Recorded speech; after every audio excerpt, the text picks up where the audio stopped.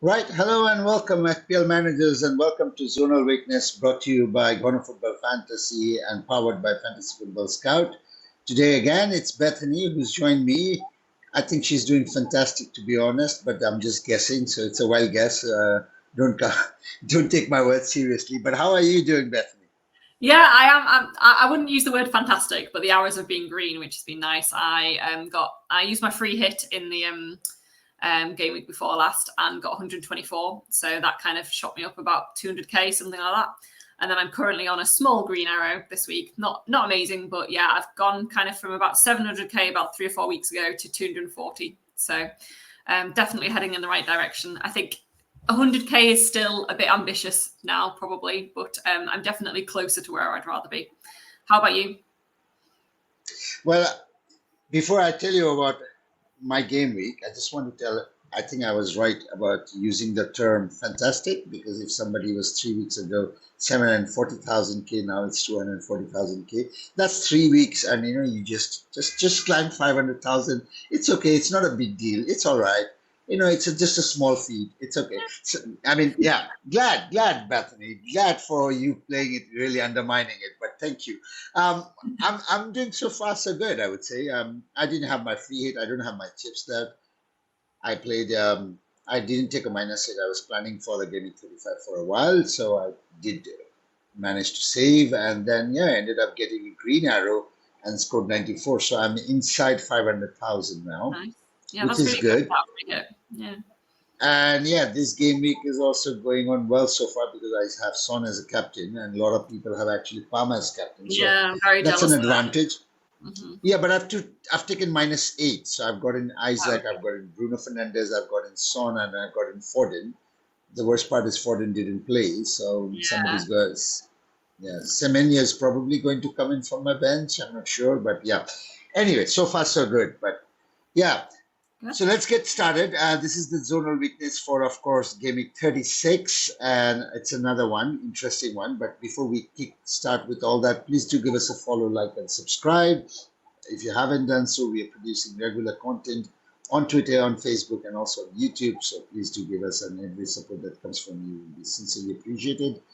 And all the stats that you see, including the zonal stats, are from the Fantasy Football Scout membership members area, and you get a 10% discount, I think, right now. So yeah, ahead of the season, there's a next season coming up. So yeah, it's still time. You can log in and you can get access to all the data. Yeah, once you buy now, you have it for another year. So that would be great. So yeah, still time. Um, let's get to the zonal and let's see. This is how the table looks for Gaming 36. What stands out, Bethany? Yeah, I mean, I've got to say, it's definitely looking better than the last time we were on, where I couldn't find anything positive at all, or any players I wanted to buy in the white. So that's good. Yep, start off with Chelsea. I know lots of people have brought them in because they've obviously just had the double and they've got the double coming up next week. Playing West Ham, who have been very leaky recently. So I think if you've got Palmer, if you've got Jackson, they're great shouts. A bit of a differential if you wanted to go someone like 𝐙𝐸. He's been doing quite well recently on Mudryk. You've then got Bowen again. Has been back in form, done nicely last week. I think the shame with Bowen is obviously if you want him as a bench boost next week, he's not got a double, but otherwise he's doing really well. Two key players there. I think lots of people brought them in last week and were rewarded. Isaac and Gordon are just on fire at the moment. It is something to be noted that they are playing away from home and they don't generally do quite as well away from home, either of them. But it's such a good game for them. I think at least one of them should get something, I think, from this. So great shots there. Interestingly, obviously, Arsenal haven't got any players standing out there, but the best option is Havertz, who has done really well for me recently. He's obviously just outside of the ranked 5 that we'd normally look at, but he's ranked 8th, which isn't bad at all. So again, not a bad shout, and they're obviously chasing the title. So probably not somebody you'd buy this week when they've not got the double coming up. But I think if you've got them, I think you can play somebody like Havertz this week, no problem. Then we've got Man City, who again people are looking to triple up on if you've got your bench boost for the double coming up. Foden comes out looking the best here, I think, ranked 5th for the left flank. Chances conceded and 3rd for crosses conceded from the left flank. It's just whether or not he's better. It looks like he was just ill rather than an injury or anything. So hopefully we'll find out a bit more. But otherwise, Foden could be a great shout. Again, Crystal Palace have done really well for a lot of us recently. So I do like all their options. I like 𝐙𝐨𝐬𝐬, Mateta, 𝐿𝐸. I guess, again, it kind of depends whether or not you're bench boosting, because, again, they don't have that double in 37 if you want them for that. But otherwise, they're a great shout. It's nice to see finally that Aston Villa, there's no players in there that are looking great, because Watkins, I think, has hurt a lot of people recently who've sold him, but he's still ranked 7th. So I think for headers conceded against Brighton. So there could still be points in there for people that have held him, but not a buy this week. Somebody I really like, actually, especially for those, I know some people are going free hit next week. They've saved their free hit and they're going to go free hit in the double, which means that they want players for this week and 38 because they don't need them for the double. And I really like Chris Wood. Obviously ranked 1st there for headers conceded, ranked 6th for chances conceded down the centre against Sheffield. But then in 38, I think he's got Burnley at home as well. So if you were doing something like a free hit and you didn't need a bench player for your bench boost in 37, Chris Wood could be a nice differential because he's been on form recently. Have you seen it? I don't know if this is true or this is fake news, but there was this. I know what you're going to say. The statement circulating about match fixing.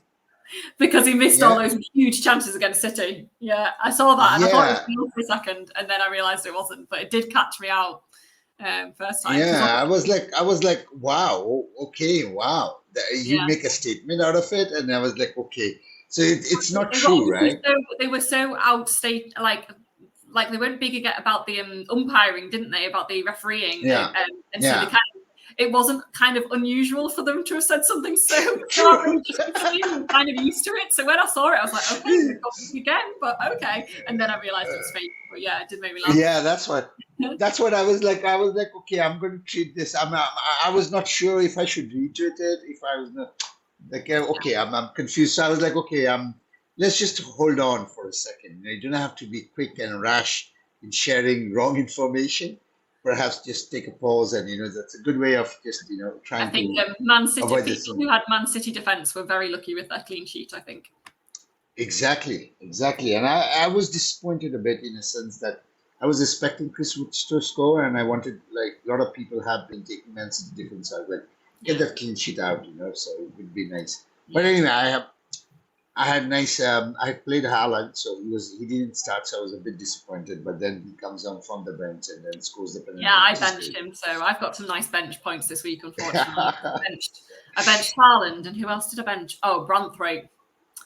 So and I was going to bench. So did I. I was going to bench boost this week. That was always my plan. Was not to bench boost in 37 and bench boost this week because I had Leno as well, who I nearly kept a clean sheet until the last minute, but because Gusto ended up flagged, I didn't want to move him out and take a hit for to do my bench boost this week, so I decided to keep it instead. But otherwise, I'd have bench boosted and I'd have got 5 points from Haaland, 6 points from Branthwaite, 3 or 4 from Leno. So yeah, a bit disappointing. Hopefully, honestly, I had a bit of a difficulty in organizing my bench. I thought like Everton is not going to keep a clean sheet, so I put him on 3rd bench. And now that Foden didn't play, so Semenyo or somebody else is going to come in. But yeah, Braithwaite is in 6th, so I'm not getting that 6 points. So yeah, he's in 3rd bench. Yeah. So yeah, it's a shame. Yeah, and Everton is really doing good defensively. So yeah. Yeah, really. Anyway, this is the next table. What do you think? Well, I think Romero is like really interesting because I think lots of people have obviously gone Porro. Udogie's out, but people have gone Porro for the attacking returns. But I didn't watch the match the other day, but from what I've heard, Romero decided to put himself up front basically for half the match, and I think got a return last week. is obviously standing out again this week with Liverpool for head chances, and obviously he's got the double coming up in 37. So he is someone I'm looking at, because at the moment I've got a load of defensive issues, because I've got Ait-Nouri who went off injured, I've got Shah who went off injured, I've got Gusto who was already injured. So 3 out of my 5 defenders are all injured so far. So if some of them are not going to play, I need to find a defender, and I'll be going for a double game week defender. So it'll either be, at the moment, either Romero or Gvardiol from Man City. So it's between those two, but interesting to see Romero do so well on this.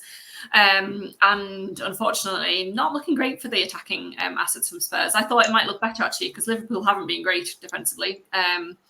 Obviously, Son, Richarlison there with kind of 10th, so that's okay to play them, but I wouldn't be rushing to get them in this week. Liverpool, no idea what's going on with Liverpool. Obviously, Salah and Trent come on well here, but again, I'd be avoiding their players. They don't have the double, and they look like they've lost that fight. They've given up. They're fighting between themselves instead, which is a shame. That's lovely to hear as a Manchester United fan. It's lovely to hear that they're fighting among themselves. Interesting then, again, United, not a load of attacking options there. Maguire, I know quite a few people went on wildcard, got him in, and were unlucky to lose the clean sheet late on. And we know he loves a header, Maguire. So, it could be a good shout this week if you're looking for another defender. If you've got injury problems like me, he's cheap. If you want a fifth midfielder, somebody cheap for your bench boost, Garnacho has got the double coming up as well, so it might be a nice shout for this week too. Everton, obviously DCL and Beto coming out top there, but I would be avoiding them. I prefer their defensive assets if you're going to go Everton. They don't have a double, and you never quite know. They're likely only to score 1, and you're never quite sure where it's coming from. So I'd be avoiding them even with this. And then finally we've got Fulham. Who again, I don't think anyone's rushing to buy. They don't have the double for the bench boost next week, so they'd be an avoid for me. Okay, so I got juicy 12 points of Maguire, by the way. He get double game week 34, and I was hoping that he would get some sort of a clean sheet, but then Manchester United losing an honoured clean sheet. I had an honour on as my goalkeeper last week, and I was like, he was doing a great job. He had made 7 saves or something. Had loads of bonus points, and then just gave it away. That was double defense. For me, it was double defense. Maguire and Onana. So, wow. There you go. Harsh. Anyway, it was harsh. And I'm not surprised, to be honest. I took that risk because Manchester United usually tends to concede nowadays with very nervy knees. They have, I think, shaky knees. The moment they cross 85 minutes, their knee starts to shake. So I don't know. Anyway, this is the team of the week. What do you think? Who stands out? Anyone? I think those Newcastle boys. I really like the Newcastle boys, both for this week and for the double. I think, I really like Foden again. As long as we get confirmation that he's definitely fine and will play. Palmer, I love. I think he's great. And Chelsea defence, I don't know about Cucurella. Obviously, did he get the own goal at the weekend? But he is quite attacking, so at least you've got that. Whereas I think a lot of people have gone for Petrovic for the double game week, and actually you don't get anything there because they are going to concede every game. Whereas at least Cucurella, you have that option of an attacking return as well, even if he does give you the option of a own goal at the same time. Walker, I like. It would be between him and Gvardiol for me if I was going Man City defence, but they both have got attacking returns recently as well as potential for clean sheets. Some nice options. I guess it all depends on whether you've got your bench boost for the next week and if you want to be doubling up on double game weekers, making your transfers now for double game weekers. And the fantasy challenge. Sorry for that. This is the fantasy challenge for team of the week. This week's challenge is players receive 2 points per shot. What do you think? Yeah, I mean, players like Bruno, Foden, Palmer, Gordon, all of a shot. Haaland, Isaac, the names stand out for themselves. I think just a few things to note from here. I'd probably go Gabriel over White because I think White's more likely to get the assists. whereas Gabriel, I think, likes the shots more.